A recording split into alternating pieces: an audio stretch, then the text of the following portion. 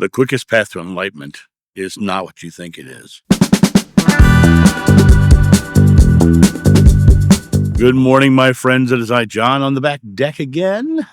Man, it's been lovely being able to come out here and sit and talk with you guys directly in the sunlight and in the beautiful morning air. I just love it out here. Of course, we have the elixir of life here with me. I wanted to talk about this concept of the quickest path to enlightenment. You know, you have to define what enlightenment is. In a lot of the modern ideology about enlightenment, they define it as this more of a light show experience, this big epiphany and awareness, and becoming more spiritual and having kundalini awakings and all of these things, and many of them were all brought about by their methods and methodologies and all these techniques and all these things. And what I find really interesting is that when you look at the word enlightenment, there's two potential meanings. Enlightenment might be to illuminate, to shine a light upon, right? To give that sort of expression, or to have light come from within, enlightenment. There's also the version which I tend to lean into. That's where I strip away all of the extraneous stuff and come back to my oneness with God. Come back to my awareness that God and I are one. And in that enlightenment, I've set down all the things that make me heavy. Once you start getting a series of dogmas or rituals or ceremonies, they all come with some sort of fear. And people say that can't be true. Well, it absolutely can be true. It can be the fear of not doing it right, or it can be the fear of it not working, or it can be the fear of time. How long is this going to take me? It could be a fear of just literally the concept of, am I good enough to do this? Right? There's always some fear associated with dogmas, because if you don't get it right, you'll get it wrong. And there's that polarity thinking right there. In my personal spiritual journey, to me, it always comes down to the idea of I am stripping everything away. People ask me my religion, and I tell them I don't have one. I'm not religious.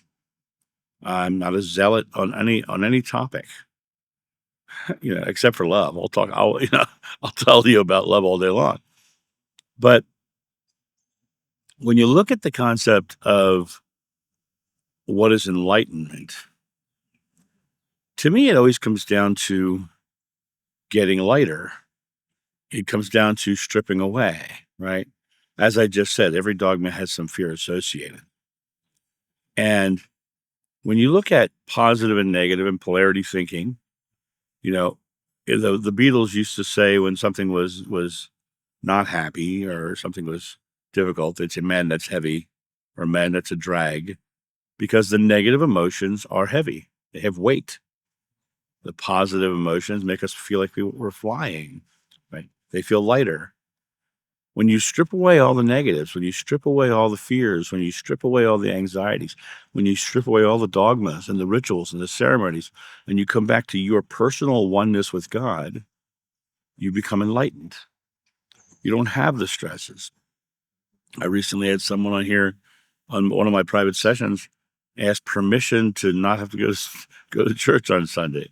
She says, "Can I not go to church on Sunday?" And I thought it was rather funny but there was a fear that she was doing something wrong if she stopped, right? I haven't been to church on a Sunday since my 20s, so for almost 40 years, right? But I feel love every day. I feel connection to God every day. I feel the desire to spread that love every day, and I spread that love every day as often as I can, whenever I can. I just smile at people and I laugh with people and I talk to people without fear or anxiety of, who or what they are, I don't carry those fears and those anxieties. The Buddha said the secret to enlightenment is the eradication of fear. Well, all religious dogma, all spiritual dogma, all dogma comes with some fear. And it's a matter of stripping it all away, coming down to a place where you are lighter. It's about coming back to enlightenment. Because even in the Bible, it says you must become as a child to enter the kingdom of heaven, and you must be born again. Both of those circumstances have not the fears of dogma. It's going back to a blank slate. It's going back to that space within yourself where there is no fear and anxiety of doing it wrong or any of those things. It's coming back to that space. Whereas the child, you see a toddler breathing, their stomach comes in and out. You see an adult breathing, their chest goes in and out. Well, that's because the adult is storing air in the lower part of their lungs as a reserve out of fear, just in case they have to run. When you fully exhale and you exhale from all the way down to the bottom of your lungs, you're fearless. That's a fearless moment. That's an enlightened moment. And the more time you spend in that enlightened moment, the lighter your world will feel.